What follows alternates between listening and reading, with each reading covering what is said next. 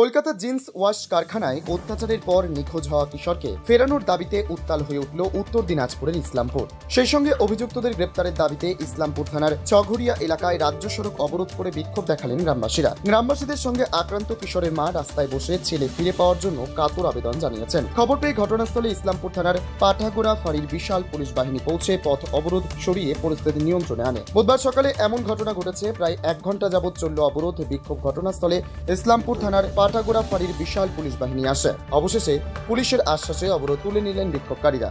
তবে তাদের দাবি পূরণ না হলে আরো বৃহত্তর আন্দোলনের হুঁশিয়ারি দিয়েছেন গ্রামবাসীরা। এ বিষয়ে 8 দিন যাবৎ নিখোঁজ 14 বছরের কিশোরকে ফেরত পাওয়ার দাবি জানিয়ে রাস্তায় আগুন জ্বালিয়ে বিক্ষোভ দেখালেন নিখোঁজ কিশোরের আত্মীয় পরিজন সহ এক গ্রাম মানুষ। এ বিষয়ে নিখোঁজ শামসাদ আলীর কাকা রেজাউল হক কি বলেছেন শুনবো তার মুখ থেকেই।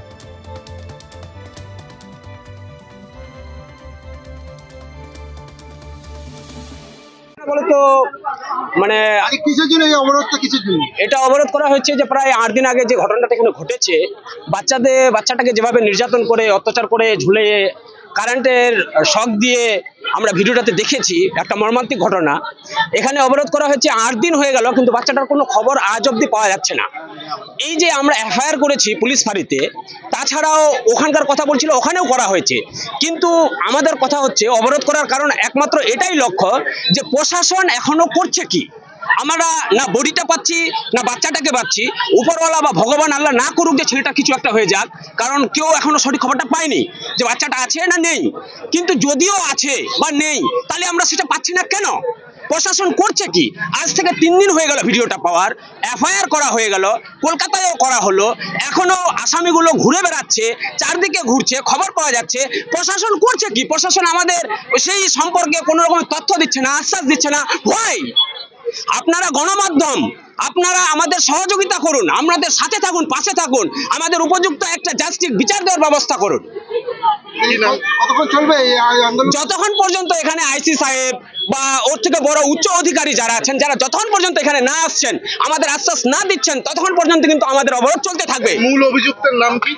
মূল অভিযোগ যিনি, তা আমরা যতদূর জানি যে এটা যে জিন্সের অভিযুক্ত একটা ফ্যাক্টরি ছিল, যে মালিক সাহেনসা, যতক্ষণ জেনেছি সাহেনসা, তার সাথে জড়িত তার আরো ভাইয়েরা আছে, পার্শ্ববর্তী 2-1 জন আরো আছে, যারা ওই ফ্যাক্টরিতে গিয়ে বাচ্চাটাকে মারধর করেছে, যতটুকু শুনতে পেরেছি এবং ভিডিওতে দেখেছি। সাহেনসা কি প্রভাবশালী এলাকা? না, কোনো প্রভাবশালী না। এটা মাতব্বরি, এটা জানোয়ারমূলক কাজ। এটা কোনো অ্যাক্ট নেই যে বাচ্চাদেরকে এইভাবে অত্যাচার করানো হয়। জানে না, শিক্ষার অভাব, অশিক্ষিত, কুশিক্ষা, কুসংস্কারে আবদ্ধ। কি নাম আপনার? আমার নাম রেজাউল হক। বাচ্চাটা কে হয়? বাচ্চাটা আমার ভাস্তা হয়। পাশাপাশি রাজপথে শুয়ে শামসাদ আলীর নিকটাত্মীয় কি জানিয়েছেন শুনবো।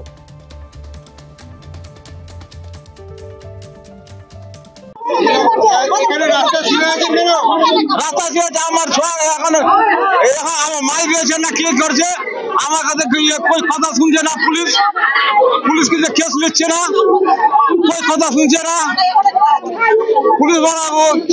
পুলিশের সাথে ফোন করছে, ওকে পয়সা খাইছে পুলিশ, ওই জন্য কাজ করছে না।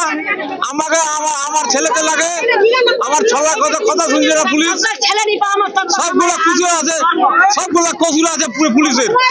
পুলিশ দালাল হয়েছে, দালাল পয়সা খায় আর কি।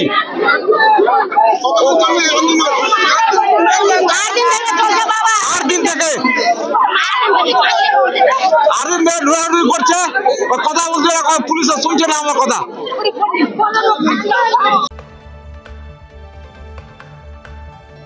তবে এমন পথ অবরোধের পর পুলিশ যে কলকাতার রবীন্দ্রনগর এলাকায় যোগাযোগ শুরু করেছে তা পুলিশ কর্মীদের একাংশ নাম গোপন রাখার শর্তে স্বীকার করেছেন। বাস্তবে কিশোর শামসাদ আলী সুস্থ শরীরে ফিরে আসুক ঘরে, এমনটাই কামনা এলাকার মানুষের। উত্তর দিনাজপুরে ইসলাম প্রতিনিধি নিজস্ব প্রতিনিধির report, Times 14 Bangla.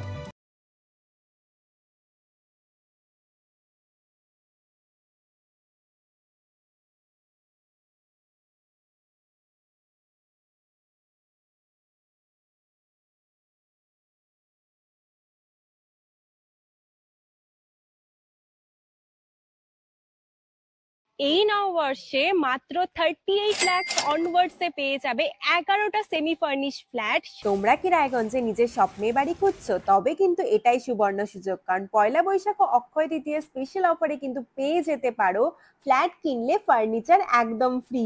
Jaish Greens কিন্তু তোমাদের জন্য নিয়ে চলে এসেছে রায়গঞ্জে প্রথম রেরা অ্যাপ্রুভ ফ্ল্যাট। সেখানে কিন্তু premium 2 BHK 3 BHK 4 BHK flats পেয়ে যাবে, আর সাথে থাকছে 15টিরও বেশি আধুনিক সুযোগ সুবিধে, যেমন সুইমিং পুল, আধুনিক জিম, বাচ্চাদের খেলার জায়গা, community hall, badminton court, 24/7 CCTV নিরাপত্তা, আরো অনেক কিছু।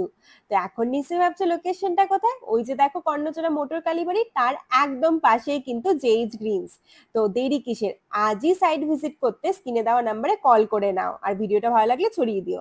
আপনি কি কিডনির রোগে ভুগছেন?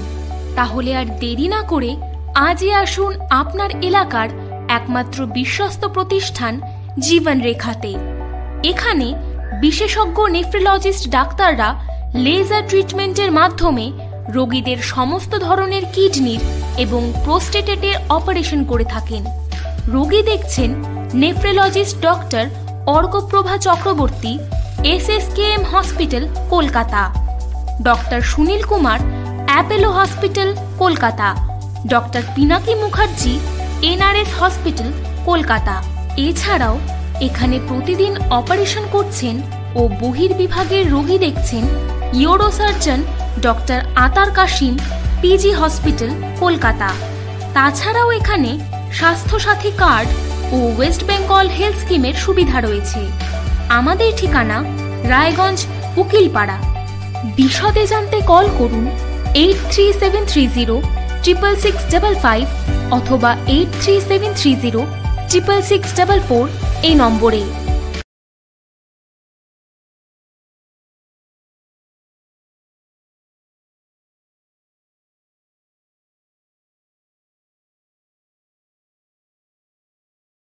আপনি কি চাকরি পরীক্ষার্থী?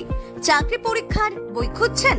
তাহলে আজই চলে আসুন সৌরভ বুক অ্যান্ড ম্যাগাজিন সেন্টারে। এখানে BSc, WBCS, bank, rail, ICDS, nursing, ANM এবং GNM সহ কেন্দ্রীয় ও রাজ্য সরকারের সকল চাকরির পরীক্ষার বই ও ম্যাগাজিন পাওয়া যায়। আমাদের ঠিকানা হরিমোড়, মোহনবাটি, রায়গঞ্জ।